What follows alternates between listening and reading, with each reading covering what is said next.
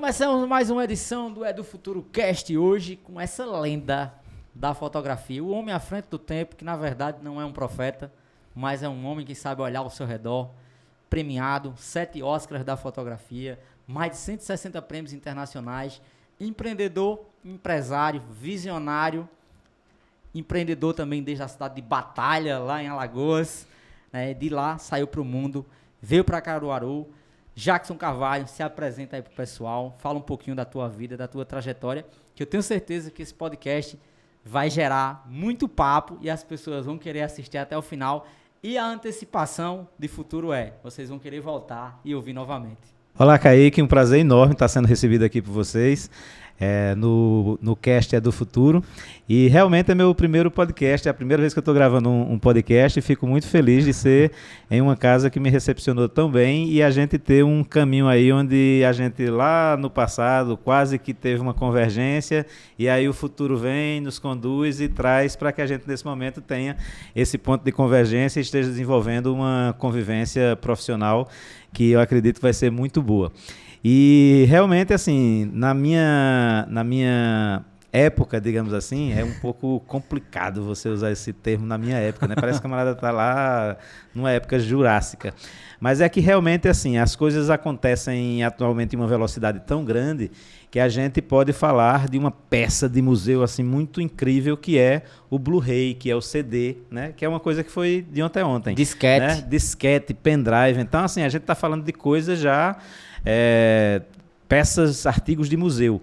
Então, essa dinâmica com que as coisas acontecem em uma velocidade tão incrível faz com que a gente, muitas vezes, até resista a colocar isso na minha época, né? Mas, na verdade, nos primórdios, aqui em nível regional de Caruaru, no início da minha atividade profissional na comunicação, sequer existia, né, a possibilidade. Eu sempre fui muito conectado com o que há de vir, né? Eu costumo dizer que eu sou um apaixonado pelo novo, pelo inusitado, pelo que está vindo pela frente, e costumo também dizer que o meu melhor trabalho é aquele que eu vou fazer. Então eu tenho sempre essa conexão, uma característica minha. Quem me conhece mais proximamente de convivência sabe que eu tenho essa característica, é um traço comportamental meu, tanto do ponto de vista pessoal como do ponto de vista profissional.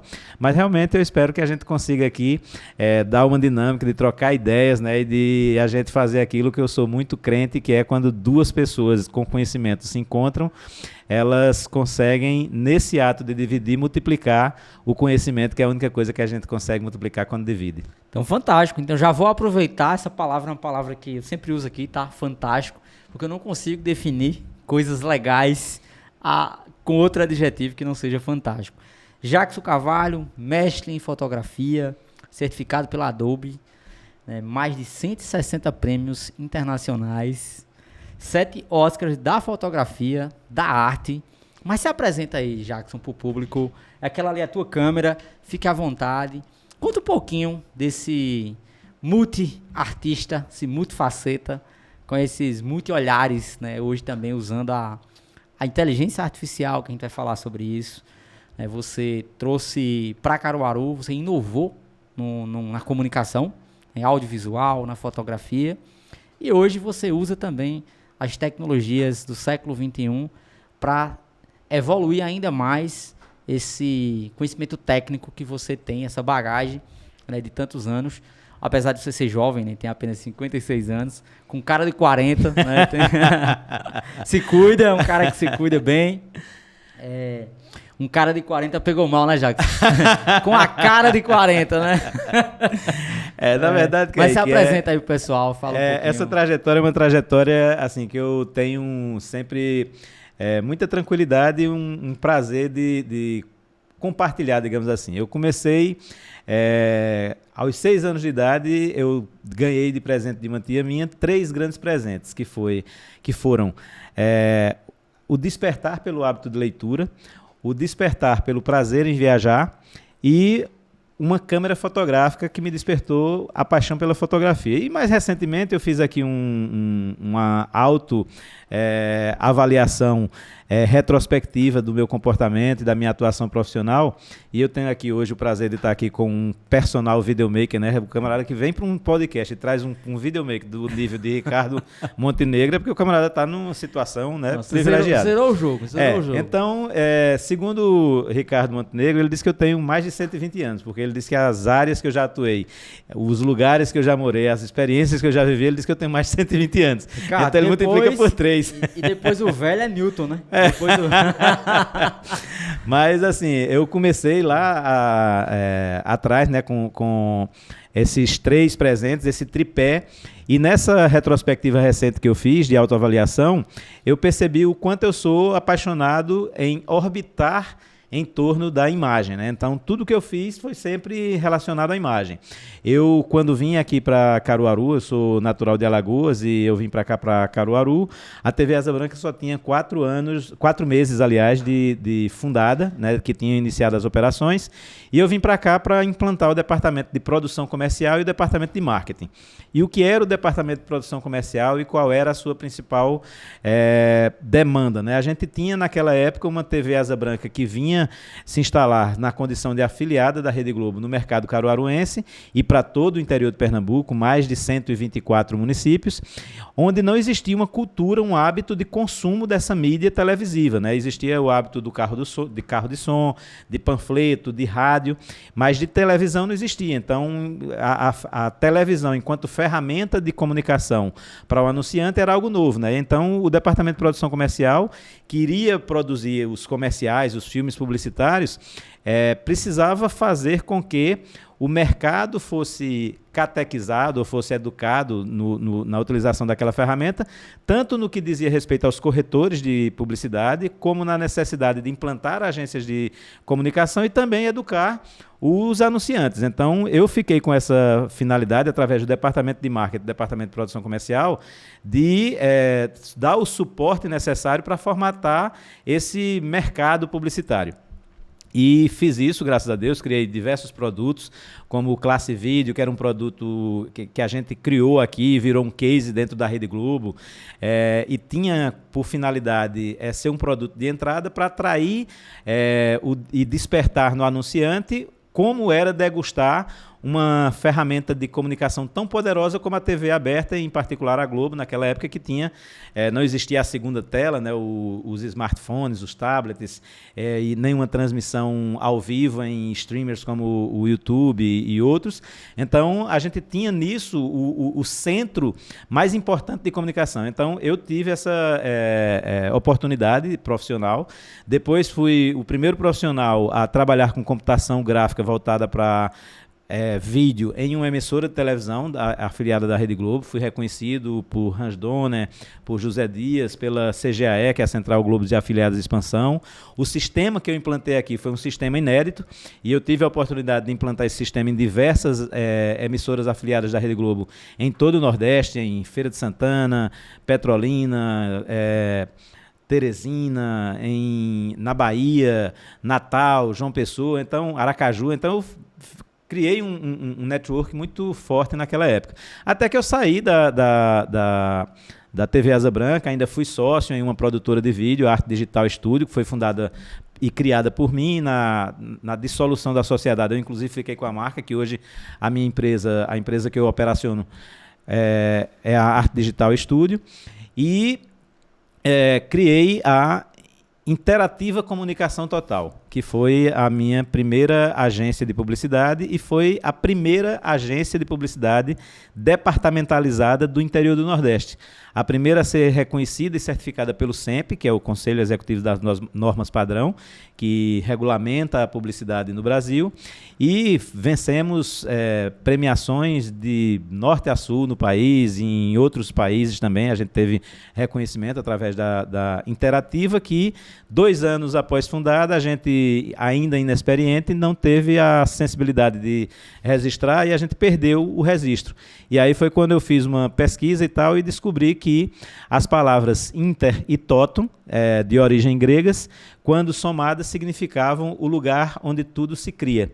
E aí foi quando surgiu, né, numa necessidade de reposicionar o nome da empresa, que surgiu a Intertotal, que foi essa agência que fez história em Caruaru, que foi líder de mercado durante 2 décadas, que ganhou todas as premiações, que foi cadeira presente em diversas diretorias da ABAP, que foi membro permanente do Sindicato das Agências de Propaganda, capítulo Pernambuco, que teve uma história, né, de realizações e de contribuição para o crescimento e a solidificação de grandes marcas, né? Todas as grandes marcas da região, a gente teve unidade em Recife, então todas as grandes marcas desse mercado, elas passaram de alguma forma pelas mesas e pelas reuniões criativas da Intertotal, que conseguiu fazer um excelente trabalho.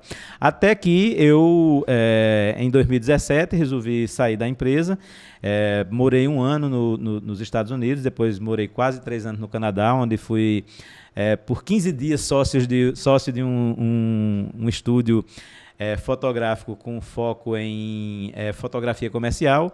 E por que eu fui sócio por 15 dias? Porque a gente fez toda a negociação, a formatação de contrato, assinou, e aí veio uma moça irresistível, sedutora, convincente, e disse, vamos desmanchar essa sociedade. O nome dela era Pandemia. Então, essa moça, Pandemia, ela acabou com a sociedade, acabou com o sonho da gringa.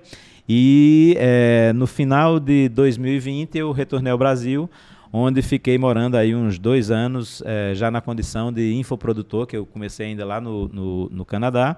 E hoje eu tenho, através de produtos e cursos, eu tenho alunos em todo o mundo, são mais de 6 mil alunos fora do Brasil, e em torno de 3 mil e poucos alunos aqui no Brasil. Então eu passei a monetizar com o compartilhamento desse conhecimento que eu construí ao longo de muitos e muitos anos, como um artista digital certificado pela Adobe. No Brasil são em torno de 80 pessoas que têm essa certificação, como expert e mestre internacional em Photoshop. Então eu desenvolvi diversas técnicas reconhecidas pela própria Adobe, validadas pela Adobe.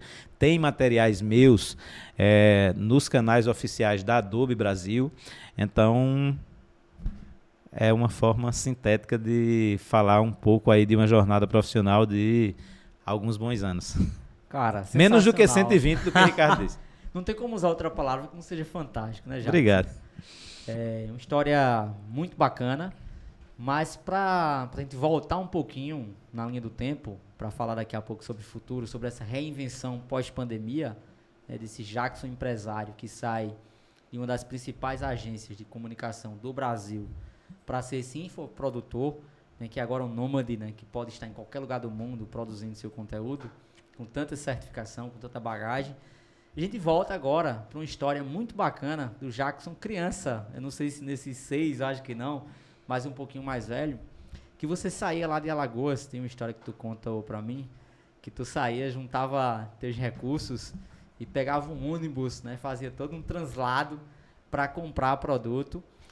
Por que eu quero voltar nesse tempo, Jackson? Porque pode ser que tem muita gente nos ouvindo aqui, nos assistindo, principalmente jovens.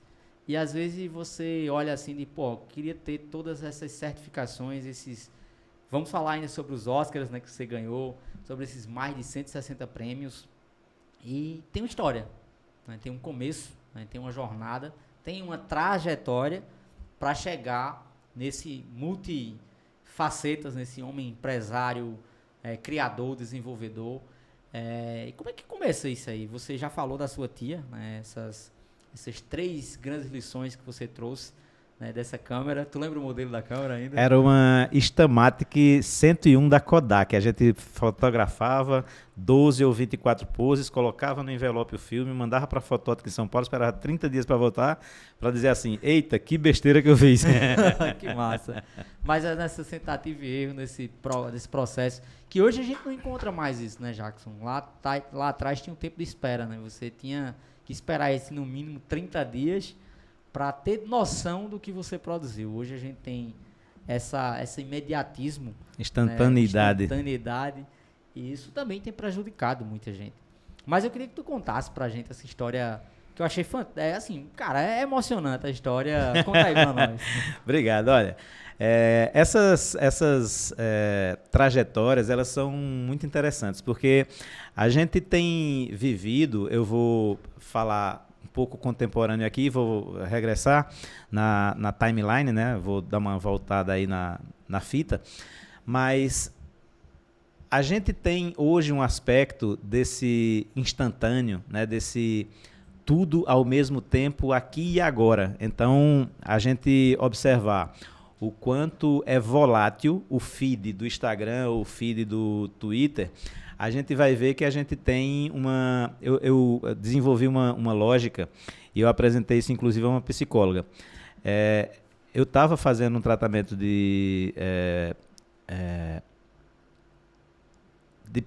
um tratamento psicólogo, né, de terapia com essa psicóloga, e ela desistiu de mim, como os outros 6, todos desistiram, né? Então, no período curto que ela me suportou, eu apresentei para ela um conceito. Eu disse, olha, a gente está vivendo uma sociedade espumática. Ela disse, fale-me mais sobre isso, né? Aquela paz de psicóloga. Fale-me mais sobre isso. Eu digo, vou falar. Ela disse, a gente tem um conceito de sociedade líquida. Eu digo, mas o meu é o conceito de sociedade espumática. Ela disse, então, por favor, explica. Eu digo, vou explicar. O conceito de sociedade espumática, que está relacionado com a questão do feed do Instagram e o feed do Twitter, é porque a gente tem hoje uma realidade que dura 3 segundos.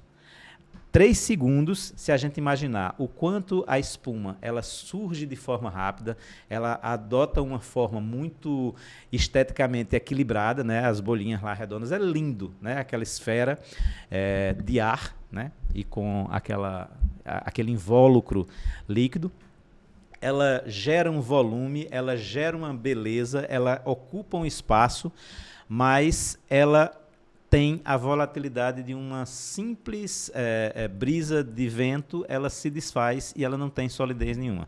Então, é nessa lógica espumática que a gente tem hoje essa visão de instantaneidade. Ou seja, as pessoas querem o bônus, mas elas não estão devidamente preparadas ou conectadas com a necessidade de custear o ônus.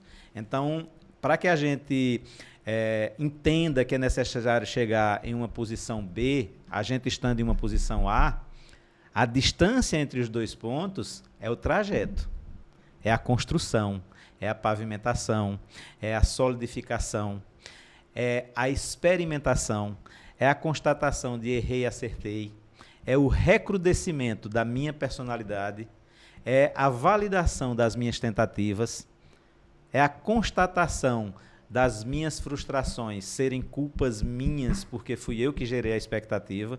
Então, você vê que é algo mais complexo. Então, quando você falou aí eu agora vou fazer o retorno na timeline. Na minha adolescência e pré-adolescência, eu sou natural da cidade de Pão de Açúcar, ribeirinha do velho Chico, por quem eu tenho uma paixão enorme, mas só fiz nascer e fui criado na cidade de Batalha, interior de Alagoas. E aos 13 anos de idade, eu fui apresentado a um bichinho, a um monstrinho que tinha umas teclas de borracha, chamada MC1000 da CCE. CCE era uma marca de eletrônicos brasileira que as pessoas que tiveram a vivência com ela chamavam ela de certeza que comprei enganado, porque era uma empresa de eletrônicos, mas que não entregavam os produtos muito... Eles eram um produto assim inferior aos produtos que a gente conheceu na fase inicial da China, quando entrou no mercado de eletrônicos. Inferior à geração Shopee. Exatamente. Então era CCE. Aí a gente brincava e dizia que era certeza que comprei enganado. Aí esse monstrinho da CCE era uma caixinha MC1000, que era Microcomputer 1000 da CCE. E aí os tecladozinhos de borracha, hoje... Qualquer calculadora tem mais memória do que o MC1000. Mas aí um professor de processamento de dados no colégio me apresentou e mostrou que ele fazia uns gráficos na tela. Aí eu pirei o cabeção e disse, olha, eu não estou usando essa porcaria. Leva isso daí para casa para ver se você consegue fazer alguma coisa. Não existia disquete, não existia fita cassete, não existia método de gravação de nada. Aí você não tinha aplicativo, não tinha programa, não tinha nada. Você tinha que aprender a programar. Você tinha que aprender geometria analítica com uso de seno, cosseno, tangente. Veja como era simples. Aí você tinha que aprender a programar, aprender autodidaticamente a programação, aprender autodidaticamente geometria analítica e aprender autodidaticamente inglês. Só. Aí eu digo, beleza, eu não gosto de problema pequeno, tá de boa. Aí fui lá e encarei essa brincadeira.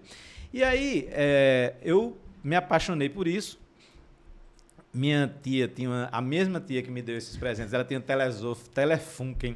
Telefunken era uma marca alemã que tinha aqui no Brasil e tinha uns televisores preto e branco. Eu inventei uma história lá de uns cabos, consegui ligar o MC1000 na televisão da minha tia, preto e branco. Ela dizia, você vai queimar a televisão, era aquela confusão todinha.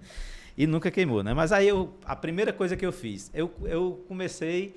A primeira arte digital que eu fiz, e morreu quando desligou o computador, que eu passei 72 horas fazendo, programando, e fazia a linha, dava errado, ia consertar, e era tentativas e erros. Aí eu desenhei, usando geometria analítica e programação, eu fiz o Congresso em Brasília.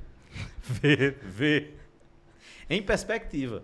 Ou seja, foi um negócio assim, extremamente...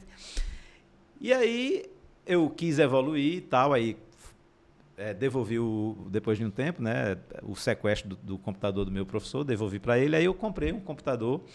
Depois a Gradiente no Brasil lançou a linha de computadores MSX, e depois eu tomei conhecimento de uma empresa canadense chamada Commodore, que produzia um computador chamado Amiga 500. E aí essa empresa canadense fabricava esse computador, e esse computador foi o primeiro sistema, o sistema operacional dele era o Workbench, e ele tinha uma arquitetura, eu vi nascer os computadores de 8 bits, vi nascer os sistemas operacionais, o DOS, MS-DOS, depois o que hoje é o iOS, o Windows, então eu vi crescer e nascer toda essa galera. Então, é uma história interessante, inclusive, para quem está aqui no Cast do Futuro, porque eu vou falar de uma coisa que é muito bacana. A primeira empresa que fez uma arquitetura computacional multiprocessada foi a Commodore, através desse sistema. Era um processador central 68000 da Motorola, aí tinha um processador de áudio, um processador de vídeo, não era uma placa de vídeo, era um processador de vídeo, um processador multimídia e tinha um processador que fazia o gerenciamento desses outros 4. Então, com isso, ele inaugurou, mesmo em 8 bits, a primeira tecnologia RISC, ou seja, o I/O, Input e Output, que é o barramento de dados, ao invés dele afunilar, ele ter um alto poder de processamento e afunilar, como era o caso da arquitetura PC, ele fazia tudo isso com uma velocidade muito maior. E aí ele conseguiu desenvolver o primeiro sistema operacional iconográfico, ou seja, o sistema que hoje a gente tem no iOS, de ícones, de janelas e etc., foi criado pelo Workbench. E foi esse sistema que foi modelado pela Apple para ser colocado no Mac 512, porque o primeiro Apple ele usava um sistema muito parecido com o MS-DOS. Ele era um sistema de disco com fósforo verde, com caracteres de pixels acesos e desligados, não tinha imagem. Então, quando veio essa revolução, foi aí que o bicho pegou para a IBM e, oportunamente, o Bill Gates chegou lá e disse, eu tenho uma solução, que é uma gambiarra chamada Windows. Então, o Windows é uma gambiarra que foi inventada para combater um outro sistema operacional que era fantástico, que era o sistema da Apple. A Apple teve seus problemas de acionista, não sei o que lá, e Steve Jobs sai da Apple e funda a Next. A Next, que era uma empresa que estava 50 anos à frente do seu tempo. E aí, mais na frente, quando a Apple vê que a única salvação para ela não afundar era trazer Steve Jobs de volta, ele traz e pega essa tecnologia que ele desenvolveu para o Next e lança a linha de iMacs, e a Apple se transformou nessa empresa que já foi para cima, já está aí se avizinhando dos 3 trilhões de dólares em valuation no mercado. Então, foi isso que aconteceu, e para que eu pudesse me desenvolver, eu tinha que sair de Batalha, aí eu pegava um ônibus para Arapiraca, Aí esperava um ônibus que ia para Bom Conselho. Aí de Bom Conselho eu pegava um ônibus para Garanhuns. Aí de Garanhuns eu pegava um ônibus para Recife. Aí já chegava de madrugada no TIP, esperava amanhecer, aí ia para Conde da Boa Vista, para Pernambucanas Informática e para Lutz Ferrando. Saía, pegava um táxi, aí ia para o aeroporto, comprava revistas importadas para aprender com os artigos que tinham nas revistas e tentava encontrar, às vezes encontrava livro de programação, comprava o livro de programação, fazia todo o trajeto de volta e isso durava 2 dias brincando, para perseguir um sonho. E muitas vezes eu ia também na já falecida Livro 7, né, que os mais contemporâneos meus vão lembrar da Livro 7, onde a gente fazia toda aquela pesquisa. Então, eu quero trazer para vocês a materialização daquilo que eu falei agora há pouco. Lembra quando eu falei da distância do ponto A para o ponto B? Então, era necessário fazer todo um garimpo e você ir atrás da informação. Hoje, quantos anos isso? Isso a gente está falando de... Eu tinha... Vamos dizer aí que eu tinha 16 anos, a gente está falando de 40 anos atrás.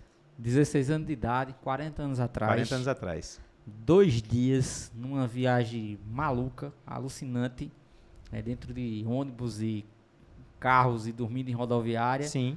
Para conseguir informação.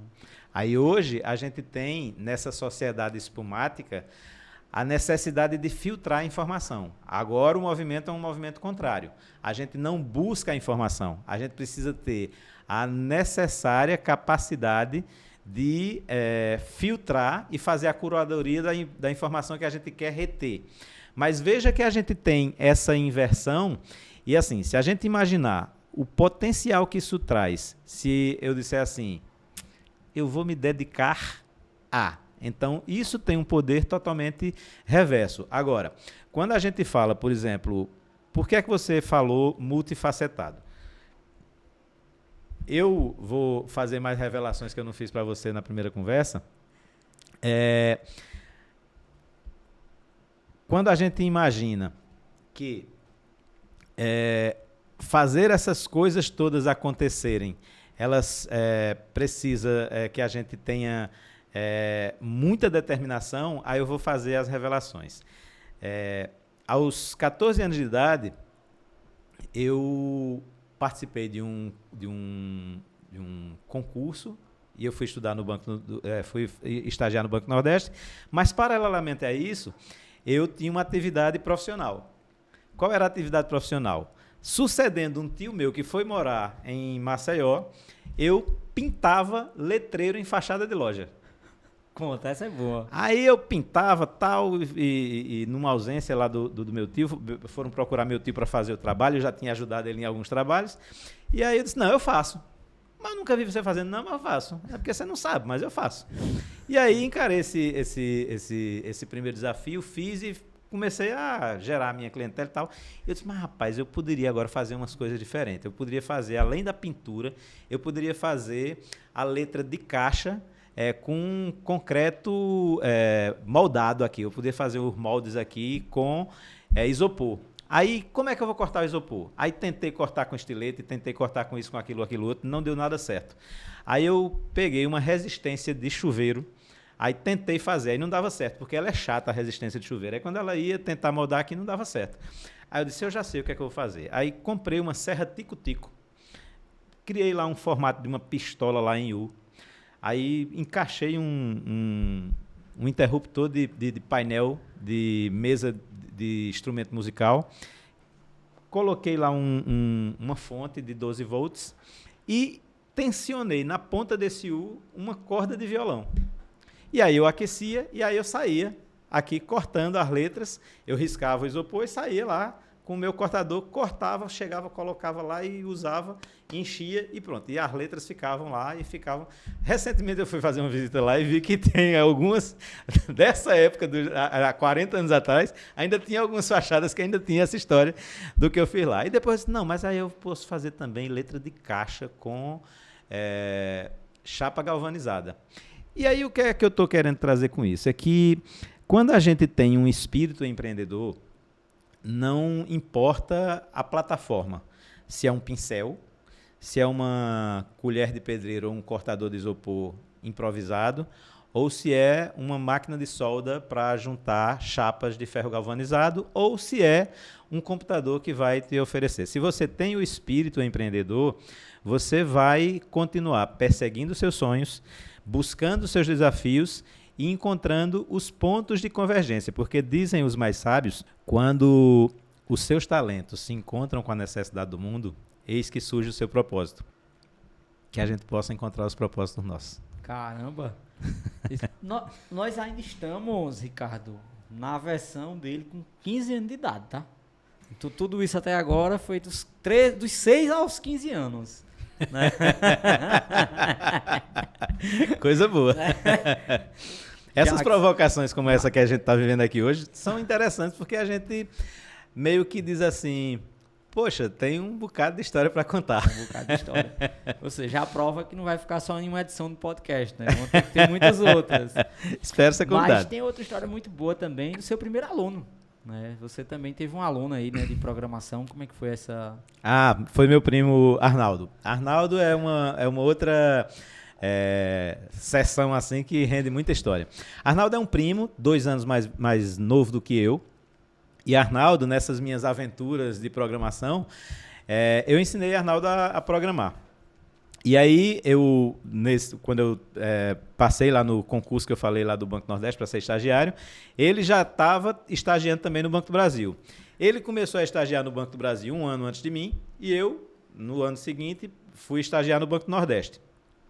E aí, veio Sarney, e quando Sarney assumiu, foi no ano que eu comecei. Aí Sarney disse, olha, desse ano em diante a gente não vai fazer mais concurso interno para absorver mão de obra. Meu primo já tinha iniciado o estágio dele no ano anterior, não foi contemplado com essa proibição. Aí ele fez o concurso interno do Banco do Brasil e foi efetivado. Eu, por uma dádiva divina, escapei de ser condenado a trabalhar num banco, né, de forma efetiva, ficou só no estágio. E aí, eu trouxe Arnaldo para vir programar comigo e ensinei Arnaldo a programar. Arnaldo foi morar em Maceió, fez faculdade de processamento de dados como funcionário efetivo do Banco Nordeste, foi transferido para Curitiba. Em Curitiba, ele liderou a equipe do Banco do Brasil, que desenvolveu o primeiro terminal de caixa eletrônico do Banco do Brasil. E, em seguida, num programa de demissão voluntária, ele, com mais 10 colegas, fundaram uma empresa chamada Conectiva. Na mesma época em que eu aqui criava a Interativa. E eu não sabia que ele estava criando a Conectiva, nem ele sabia que eu estava criando a Interativa, mas tinha o IVA, né, o TIVA, que conectava as duas. E aí ele, depois de um certo tempo, a Conectiva foi a empresa que disseminou o uso do sistema operacional Linux para o mercado corporativo no Brasil. Linux, que foi desenvolvido por Linus Torvalds, se eu não me engano, ele é polonês.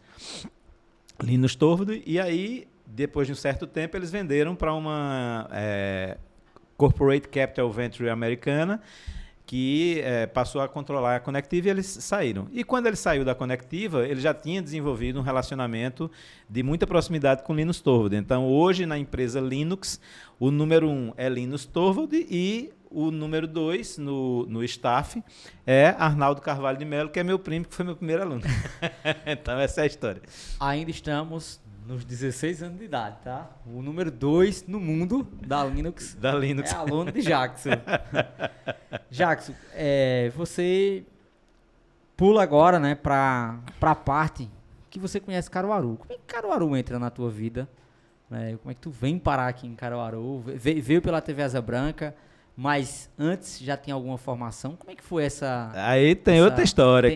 Temos que ter outras histórias, né? Outras histórias que fortalecem... Vamos fazer essa linha do tempo aí. São outras histórias que fortalecem a abordagem de Ricardo Montenegro. Quando eu ainda morava em Batalha, em Alagoas, aí nessa época em que eu fazia os letreiros e desenvolvia as letras, não sei o que lá e tal, eu também fazia, né, dentro desse contexto, desse ecossistema, eu também fazia serigrafia. Certo. E aí eu fiz um amigo meu chegou e disse, olha, vai ter um festival, o primeiro festival de motocross em Santa Cruz de Capibaribe. Eu vi aí que você faz serigrafia e tal, a gente podia fazer umas camisetas massa e tal, e a gente vender lá no Festival de Motocross de Santa Cruz. E o Festival de Motocross de Santa Cruz, na verdade, foi em Fazenda Nova, não foi em Santa Cruz, foi em Fazenda Nova. E aí a gente veio e tal, e aí eu conheci Caruaru. E aí eu desenvolvi um encantamento inexplicável por Caruaru. Bebeu da água já era. Foi, eu devia ter aí uns 17 anos de idade. Certo. E aí, 177 anos de idade. Exatamente. Aí ficou nisso e tal, conheci Caruaru nessa época.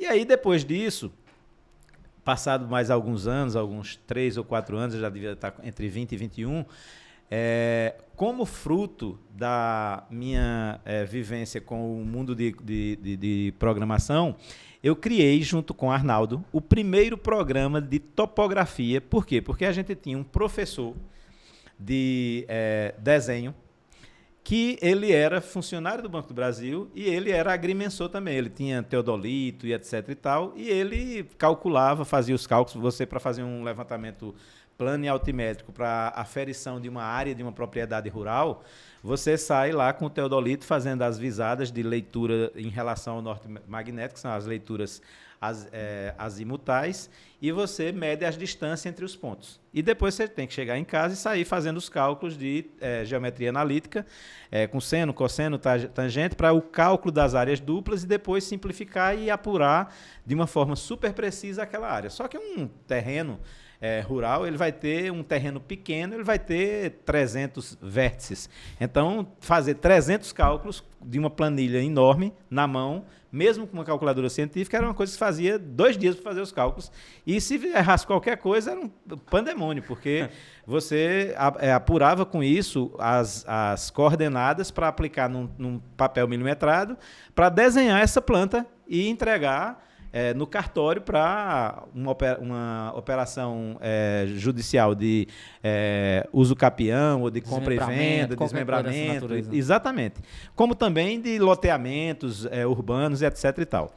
E aí, eu e Arnaldo conversamos com o professor e dissemos assim, a gente vai criar um programa para você fazer isso tudinho. Aí a gente entregou tudo isso e mais.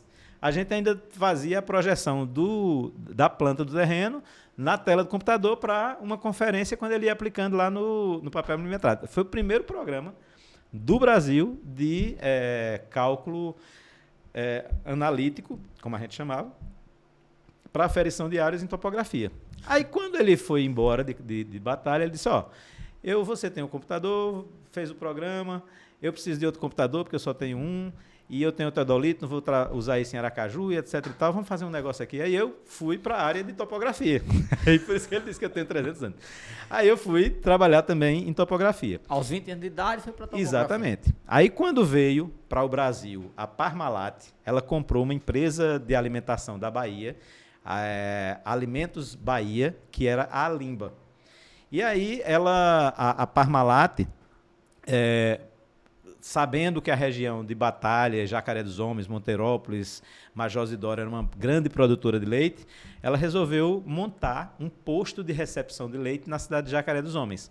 E eu fui o responsável, porque eu já estava também atuando nessa área, vem mais aí os 120 anos de Ricardo, que era, além de topografia, por lá ser muito forte esse segmento, eu também fazia projetos industriais e de postos de recepção de leite de laticínios. Então, eu fazia todo o projeto. Eu fazia o levantamento topográfico e fazia o projeto arquitetônico.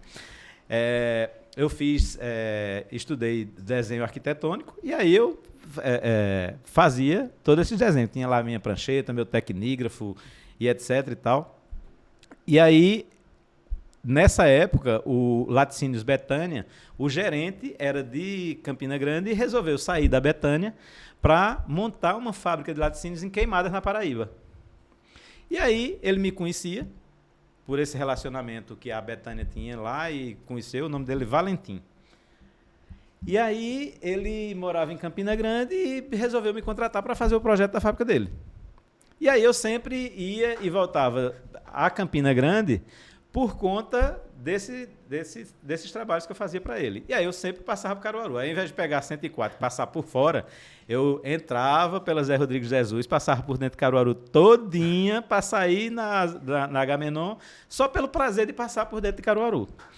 E aí, nesse intervalo aí, foi quando eu comecei a desenvolver animações em computação gráfica e tal, e tentei emissoras de televisão em Maceió, em Campina Grande, em João Pessoa, e ninguém entendia. Por quê? Porque eu criei, quando eu tive o MSX, eu fiquei com eu tinha dois conectores que ligava como uma mini placa de vídeo o MSX a um aparelho de televisão. E eu fiz... quando eu comprei o Amiga, isso é um capítulo à parte, cara, que eu não contei a você. Quando eu comprei o Amiga vinha com um manual físico e nas partes finais do Amiga, que é aquele computador com aquele sistema operacional, iconográfico e tal. Aí nas partes finais vinha o esquema eletrônico das placas do computador e das saídas seriais. E eu peguei a saída serial de vídeo do Amiga e vi que no adaptador de saída, se eu mudasse 2 conectores, eu faria com que o sinal, a parte de fundo da tela, eu poderia juntar a imagem de vídeo com a imagem do computador e fazer com que os caracteres fossem sobrepostos numa imagem de vídeo. Isso é doido, meu amigo. Aí eu fiz essa história. Aí eu criei um Genlock Tupiniquim, porque eu sabia da existência de um Genlock, só que na época custava $1.400, era um absurdo de caro, e eu não tinha, naquela época, condições de comprar, nem tinha quem trouxesse. E aí eu mostrava ao pessoal, e eu não sabia, em vídeo existia um outro equipamento de sincronia entre as diversas câmeras, que as câmeras, cada uma trabalhava numa frequência. Aí, para sincronizar essas diferentes frequências, você precisava de um equipamento de amarração chamado Genlock. E Genlock também era o nome desse aparelho. Aí, quando eu dizia ao pessoal da área de produção de vídeo, de emissora de televisão, dizia, eu coloco aqui a imagem do computador usando o Genlock. Aí o pessoal olhava para mim e dizia assim, porra, é doido. ele não verbalizava, mas eu via na aparência dele que eu estava vendo assim de uma forma, como que dizer, esse cara é maluco. Aí eu já estava perdendo a fé em relação a isso. Aí um tio meu, aquele que foi para Maceió, ele veio trabalhar em Santa Cruz de Capibaribe, numa fábrica de sorvete, dos amigos dele, não sei o que lá e tal, que inclusive um deles era Dimas, ex-jogador de futebol, que jogou no Náutico e foi o primeiro jogador no Brasil a expulsar o juiz. Ele tirou o cartão vermelho do bolso do juiz, jogando pelo Santa Cruz, e expulsou o juiz. Foi matéria nacional e tal. E morava em Santa Cruz. E aí eles estavam com uma fábrica de sorvete, a fábrica de sorvete chamava-se Bom de Bom. E aí estava crescendo e tal, eles fizeram um comercial aqui, não gostaram do comercial. Aí meu tio disse, ô Dimas, por que é que a gente agora vai para o Natal, passar o Natal com a família lá em Batalha? Por que é que você não conversa com o Jackson, para ele fazer lá em computação, não sei o que lá, um negócio aqui e tal, tem um mascote, ele fazer uma animação muito doida. Aí beleza. Aí o pessoal foi lá, falou comigo, eu não dei importância nenhuma, porque eu já estava saturado com essa história de o pessoal olhar para mim e eu dizer, esse cara tá me achando que eu sou doido com essa história de relógio. Aí eu já estava desanimado. Aí eles foram lá, falaram, explicaram o que era, o que deixava de ser e tal. E eu, não, vou fazer, beleza e tal. Aí fui fazer um levantamento topográfico de uma fazenda. Não levamos ração de água suficiente, quantidade de água suficiente. Depois do almoço, bateu uma sede. E a sede me trouxe à cabeça a história do Bom de Bom. Aí eu comecei a pensar e tal. Cheguei em casa, não fui nem fazer os cálculos no computador do levantamento. Fui direto pro computador fazer o que eu tinha imaginado fazer para Bom de Bom. Aí fiz tudo direitinho e tal. Aí tinha um amigo meu lá que fazia filmagem de casamento, tinha estúdio e tal. Aí eu fui lá e disse, agora a gente vai fazer aqui os efeitos especiais. Aí, se você não aguenta mais este calor, aqui vai uma dica muito boa. Picolés e sorvetes Bom de Bom. Aí tinha a animaçãozinha da linguinha, que o mascote era um picolézinho, um personagemzinho com a língua de fora, não sei lá e tal. Aí eu mostrei, o pessoal gostou, blá. Aí eu mostrei a eles disseram, agora tem que levar em Caruaru para mostrar o pessoal da televisão, para ver como é que bota na fita deles e tal. Eu disse, beleza. Aí eu trouxe, mostrei o pessoal ficou encantado, fazia 3 meses e pouco que a TV Asa Branca tinha inaugurado. Aí disse, quando é que você pode trazer? Porque o computador aqui não vai aguentar rodar isso, não tem computador, você vai ter que trazer o seu. Não, eu trago. Aí a gente marcou uma data e tal. Aí eu vim. Quando eu vim e trouxe o computador para rodar a animação, para fazer a gravação em fita Umatic, que eram as fitas profissionais da televisão, aí o diretor da televisão foi João Rodrigues de Almeida, ex-funcionário da Globo, que estava aqui. Aí ele disse, olha, a gente quer ver aí e tal, o superintendente da emissora quer falar com você, Vicente Jorge. Aí, só, mas me explica aí, como é que você fez esse negócio? Não, tá. Esse efeito aí da língua, quando faz. Não, foi no estúdio lá. Aí ele se olhou assim. Você é quem é. Ele pensou, alguns anos depois ele me disse, olha, quando você fez aquele negócio lá da língua, eu disse, é esse cara que a gente precisa, a gente tá precisando de um doido. O doido era eu. Então, foi isso, assim, essa paixão por Caruaru, ela foi uma paixão inusitada e que foi sendo construída e que a gente convergiu e fez com que eu viesse para cá. E hoje, graças a Deus, já tenho o título de cidadão caruaruense, me sinto filho da terra, construí aqui as minhas melhores e piores amizades, né? Não preciso dizer nada, né? Então, construir essas boas amizades. Não quero mais não, que eu descobri que a família é complicada. Não quero mais não. Aí, construí as minhas boas amizades, uma boa trajetória, construí e empreendi nessa cidade maravilhosa. Tem um capítulo aí, né, rapidinho, que foi da Interprint, que foi uma empresa coligada à Interativa, que foi a primeira empresa de impressão em grandes formatos, utilizando plotter e etc e tal. Mas é um capítulo à parte, a gente tem outra oportunidade, é só para deixar você curioso. Ô Jackson, você, além de tudo, é profeta, né? Você antecipa futuro e antecipa mundo. Cara, como é que tu traz toda essa tua experiência, essa tua visão de mundo para esse cenário atual, né? Primeiro fala um pouco do como é que tu estás usando hoje a tecnologia, né? Esse Jackson pós-pandemia, né? Que sai de uma empresa formal, né? Desembarca essa versão executivo, né? E vai embora para os Estados Unidos, Canadá, na verdade, né? Estados Unidos e Canadá, né? Vai viver esse sonho da gringa, né? Volta para cá, mas volta com outra roupagem, né? Agora um infoprodutor com outra visão, usando as tecnologias ao teu favor. Como é que é isso aí, velho? Fala pra gente sobre isso. E no final, né, a dica final, lá que há alguns minutos a gente faz a nossa dica final, eu quero uma profecia de futuro, o que é que vem pela frente. Vou fazer tudo isso. Em 2014, existia um voo da American Airlines, que ele saía de Salvador, fazia uma conexão em Recife, Miami, Nova York.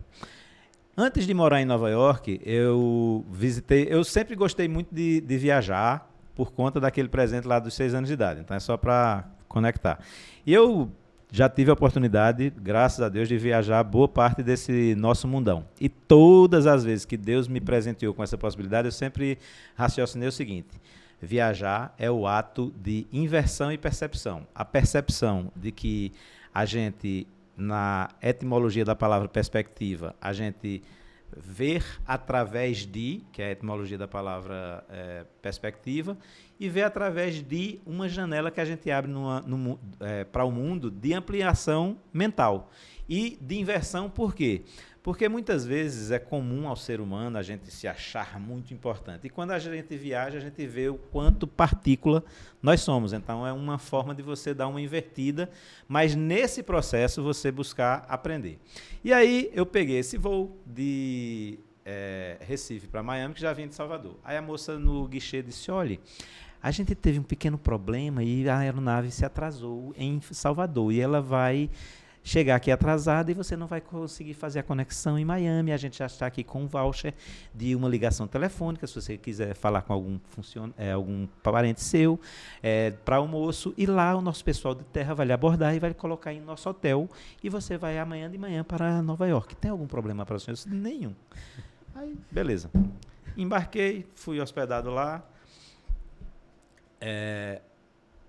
No outro dia acordei. Aí quando eu acordei no outro dia, que eu estava indo para o Finger, para embarcar na aeronave que ia para Nova York, eu inclusive me emocionei na hora, sozinho, eu estava sozinho. Disse, rapaz, eu estava indo, qual era a finalidade que eu estava indo nesse voo para Nova York? Eu estava indo para comprar um equipamento Hasselblad, que é uma câmera de médio formato, de altíssimo padrão, que só o corpo da câmera, sem nenhuma lente, na época custava $25 mil. Então, não era um Instamatic. Aí eu parei mentalmente falando, eu andando em direção ao Finger, já no túnel, e eu aí estava com em torno de 40 anos de idade, 40 e poucos anos de idade. Eu disse, aquele cara de 16 anos que saía de Batalha para Recife está aqui dentro ainda. Isso me emocionou, me marcou bastante, essa constatação. E aí, essa coisa de se conectar sempre, aí eu recebi um elogio de uma figura, eu vou citar aqui o nome dele, não tem autorização, mas vou citar, viu? Djalma Júnior. Djalma Júnior foi cliente meu durante muitos e muitos anos, e certa vez ele disse, olha, Jacques, você tem uma característica que eu admiro muito. Você tem uma capacidade de ler cenário, que é algo que poucas pessoas têm. Então, o que você falou aí de profeta, eu tenho uma facilidade, isso é algo natural. Eu não tenho uma explicação, não, foi porque eu busquei isso, porque eu estudei aquilo. Não, eu tenho uma habilidade natural de exatas. Então, programação é uma área que eu tenho uma maior afinidade. Jackson vai fazer um procedimento cirúrgico, vai operar Ricardo, ele vai morrer. Não tem a menor chance. Ele vai morrer. Então, eu sempre tive uma vocação natural muito grande para exatas. E nessa capacidade de raciocinar em exatas, eu disse outra vez para você, olha, se a gente observar aqui ao nosso redor, o que é que você vê? Aí você falou, disse, fotograficamente ou digitalmente, em termos de imagem, quando eu olho para cá, eu vejo um bocado de 0 e um bocado de 1. Sabendo que entre 0 e 1 tem aquela jornada entre o ponto A e o ponto B. Então, compreender algumas questões matemáticas, elas favorecem muito na avaliação de o que é que pode probabilisticamente acontecer daqui a pouco. Se eu for por esse caminho aqui, ali tem um abismo, eu vou cair. Isso não é profecia, isso é uma lógica, né? Então, tem algumas piadas de lógica que eu estou censurado, não posso contar aqui e não vou contar. Mas essa coisa de lógica é uma coisa muito interessante, porque ela vem muito de como a gente se formou e o que a gente buscou potencializar de conhecimento. Então, quando eu vejo a forma como as coisas estão sendo conduzidas, eu sigo muito um raciocínio de Felipe Bonaparte. Quando a gente está na frente das ideias do nosso tempo, como uma locomotiva, nós rebocamos o processo de mudança. Quando nós estamos atrás das ideias do nosso tempo, como uma locomotiva, elas nos rebocam. Quando nós estamos atrás das ideias, quando nós estamos na contramão das ideias do nosso tempo, como uma locomotiva, elas nos esmagam. Então, eu sempre busquei estar ali, onde é que tem uma carona aí na locomotiva desse negócio chamado mudança para eu pegar uma carona? Eu quero montar nela e que ela saia me arrastando. Então, a gente fica observando essas tendências e essas formas comportamentais, e aí eu estava em São Paulo, oportunamente, inclusive com o Ricardo, e a gente estava num evento da Startse e eu estava falando o seguinte, existem alguns projetos meus pessoais que eu não consegui viabilizar ainda e que eu estou vendo a materialização dele através de terceiros, né, de certa forma, quando eu imaginei o projeto Human Google 1.0. Já tem a versão 3.0 e eu já estou desenvolvendo a versão 4.0. Aí eu expliquei essas histórias do Human Google e tal para o cara e complementei para ele dizendo o seguinte: a gente tem a inteligência artificial generativa, a gente tem a antecessora, né, inteligência artificial preditiva, e eu acredito que com o desenvolvimento e a evolução da possível computação quântica, se a gente conseguir fazer com que a computação quântica ela rode em ambientes plásmicos, né, a gente possa ter um pouco de,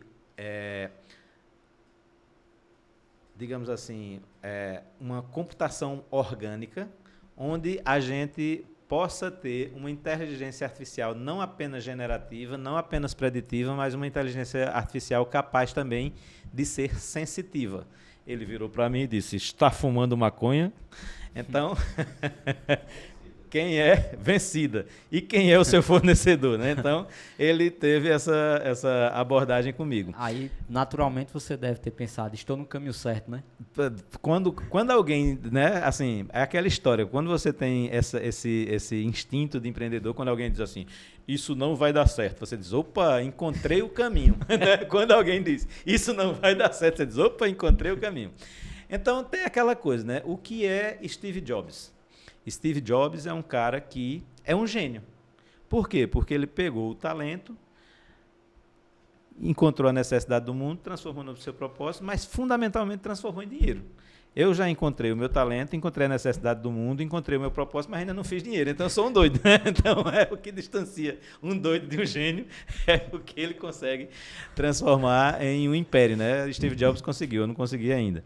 Mas não que eu tenha desistido. Continuo batalhando e vou continuar batalhando. Mas eu vejo o seguinte, de que a forma como a gente tem uma sociedade espumática, como a gente tem novas ferramentas, como a gente tem hoje uma capilaridade e uma pulverização de conhecimento, e a gente precisa compreender como catalisar, filtrar e tornar isso em algo escalável, em algo funcional, em algo útil, né? É o desafio diário, né? De como a gente pode fazer isso. Mas, numa projeção futura, com essas capacidades que hoje a gente vê em relação ao desenvolvimento tecnológico, à associação do ser humano de estar hoje cada vez mais dependente. Quando eu estudei no Canadá, eu fiz um trabalho que foi... Eu tinha 15 minutos para apresentar. Fiz uma apresentação de 1h50 e todos aplaudiram no final.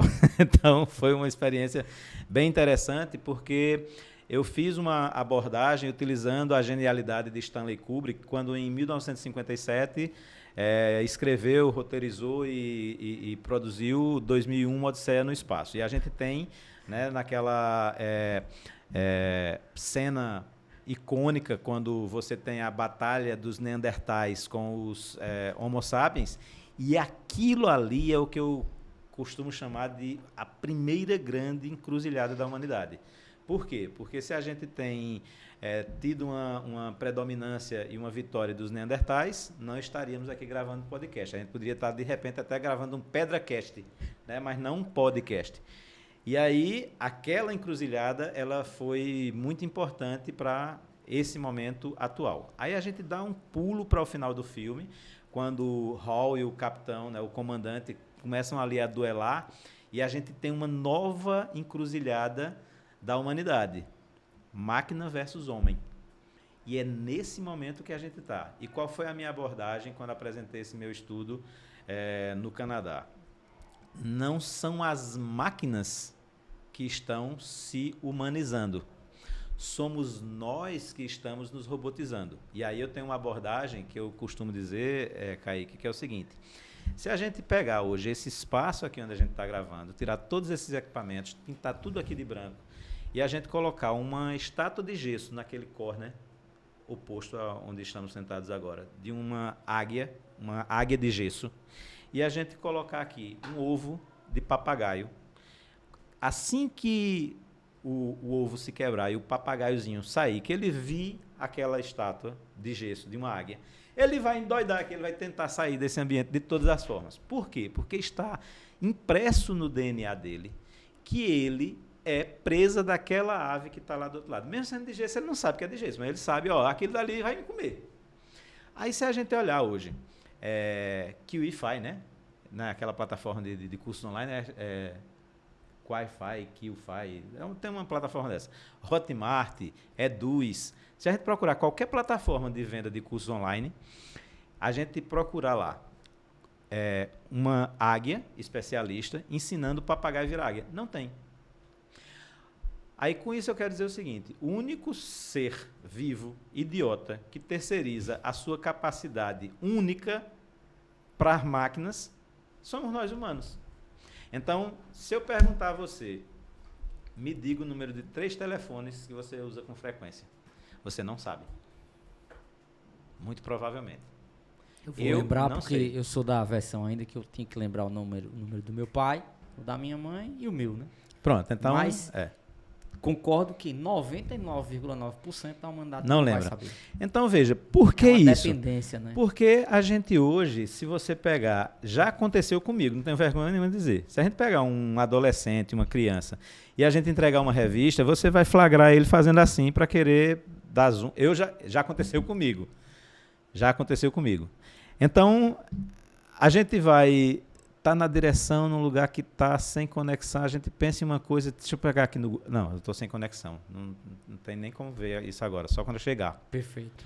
Então, veja, a gente está gerando uma dependência muito grande da máquina e todo o tempo o machine learning está funcionando, ele está aprendendo. São inúmeros os casos, na versão 5 agora, o GPT já corrigiu isso, né? Mas ele lamber você para ser agradável. Tem casos já de máquinas que conversaram com máquinas em uma linguagem que ninguém sabia o que era e desligaram, porque está acontecendo uma coisa aqui que eu não sei o que é. Então, eu não quero ser aqui o arauto do apocalipse digital, mas eu quero dizer o seguinte, de que a gente, muitas vezes, esquece que essa insaciabilidade nossa, ela é algo tão sem fundo do poço quanto o feed que eu falei do Instagram e do Twitter. Então... é uma sociedade espumática. Rapaz, é muito profundo tudo isso que você está falando, porque fico aqui, né, analisando. Uma das coisas que nós temos hoje como negócio é trabalhar com crianças e adolescentes. E a gente traz essa experiencialização aqui de sempre usar uma expressão muito regional nossa, né, que é essa capacidade fuçativa do ser humano de ir lá, de fuçar, de procurar. Cascavulhar. Cascavulhar. E temos aqui do lado uma estante repleta de livros e muitas vezes essas crianças e adolescentes eles são provocadas a voltar para o básico, né, que é abrir um livro, né, que é teclar na tecla de um computador, por exemplo, que a maioria deles não consegue teclar muito bem no celular, nos smartphones, smartwatches da vida, mas eles não conseguem usar as técnicas padrão, né, de fazer uma busca, de fazer uma pesquisa. E já que, olhando para a tua história, eu lembrei de um exemplo, né, do Salomão e o rei Davi, né, que está lá na Bíblia, no livro de Provérbios, que ele falava sobre as memórias que o pai dele ensinava. Né? Quando eu era criança, na presença do meu pai e da minha mãe, o meu pai me ensinava. O rei Davi ensinava a Salomão sobre sabedoria. Salomão ainda criança, né, junto do pai e da mãe, aprendia sobre sabedoria. E você citou aqui várias vezes, né, a importância da sua tia, né, da referência que ela teve na sua vida. Ela ancorou na sua vida, né, memórias e fizeram esse jovem, e quando tu estava falando do aeroporto, né, eu sei desse seu trajeto, desse homem do mundo, de turistar e conhecer essa experiencialização, eu fico pensando também ali com a minha mente criativa, aquele jovem de 16 anos no aeroporto comprando revista e imaginando o dia que embarcaria em algum daqueles voos para conhecer Perfeito. o mundo, né? Cara, você trouxe várias lições para a gente, mas eu acho que uma das mais profundas temos que buscar conhecimento, sabe? A inteligência artificial, as redes, né, neurais, todas essas conexões que nós temos hoje à nossa disposição, elas são inúteis, né? Assim como é, por exemplo, o cinto do Batman na mão de um homem que não é um herói. Né? Ele não vai ter utilidade nenhuma. Né? Eu não vou saber usar nada que o Batman usa. Mas se eu for o Batman, se eu aprender com as instruções dele, o cinto vai ter poder. Sim. Né? Então acho que você foi muito feliz assim, de trazer lições valiosas. Né? Quem estiver nos assistindo ou nos ouvindo, volte pro início desse podcast e assista de novo. Né? Para olhar assim, cara, o cara chegou onde chegou, com muito estudo, com muito conhecimento, com muita perseverança e com essa capacidade de buscar e de ver ao redor. E você também foi muito... me deu uma resposta muito bacana também, que eu fiquei muito provocativo aqui. Eu não tenho a capacidade de profecia. Você só tem a capacidade de olhar ao redor, antecipar a rota e olhar para o trem, na versão que você trouxe. Cara, se eu não puder ir na frente, sendo aquela locomotiva principal, pelo menos eu vou de carona. Vou montar. E aí você vai me permitir a sugestão de uma troca. Você sugeriu uma dica para frente. Eu vou fazer uma provocação reflexiva. E nessa provocação reflexiva, eu vou iniciar dizendo o seguinte. Certa vez perguntaram para mim, Jackson, o que é o óbvio? Na verdade, não perguntaram Jackson, né? Perguntaram para uma plateia e eu, enxerido, levantei o dedo, né? E eu fui responder. O cara, pois não, o que é o óbvio? Eu disse, olha, o óbvio é o seu nariz. Explique um pouco melhor. Eu digo, olha, é o seu nariz porque ele está na frente, embaixo e no meio dos seus olhos. E você só consegue enxergar quando você muda o foco. Então, uma vez feito isso, vem a reflexão, que é um pouco abrangente, como é característica minha. Quando você observa um generalista, ele é um cara que cada vez mais ele quer entender de menos, para entender de tudo. Veja que Forte, construção, né? De frase paradoxal. Generalista é aquele cara que cada vez mais quer aprender menos para saber de tudo. O que é um especialista? É um cara que cada vez mais quer saber menos para saber muito sobre algo. E nesse universo, como você, sendo estratego, né, sendo um estrategista, como você pode não se associar a nenhuma das duas abordagens? É você buscando ser um nexialista. Fantástico. Eu vou ter um grande diâmetro, com pouca profundidade, mas eu sei onde está a solução e como e quando aplicar o generalista, quando e como aplicar o especialista. E aí vem agora o coroamento da provocação reflexiva. Você é um homem do interior. Todos aqui somos pessoas do interior. Independente de sermos do interior ou da capital, do grande centro, da metrópole, todos nós tivemos vovó, avó, não importa como você chame, gramada, não importa, bachan em japonês. A avó, ela fazia um doce, ou um bolo, ou uma carne, ou um guisado, ou uma sopa, que está impressa naquilo que somos hoje.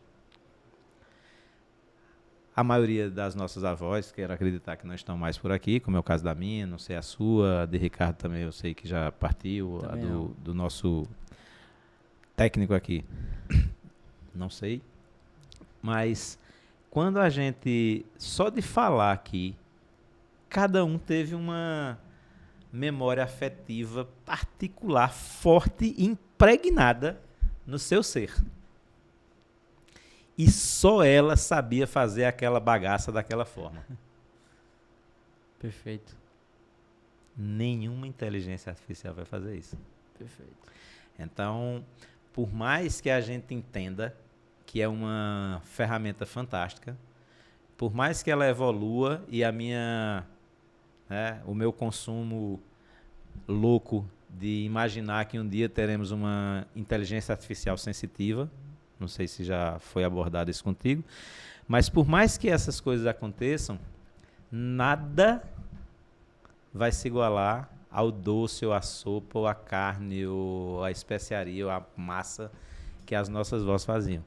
Então, enquanto seres humanos, e enquanto não despencarmos para nos robotizar, apenas nós somos detetores dessa capacidade do sentir.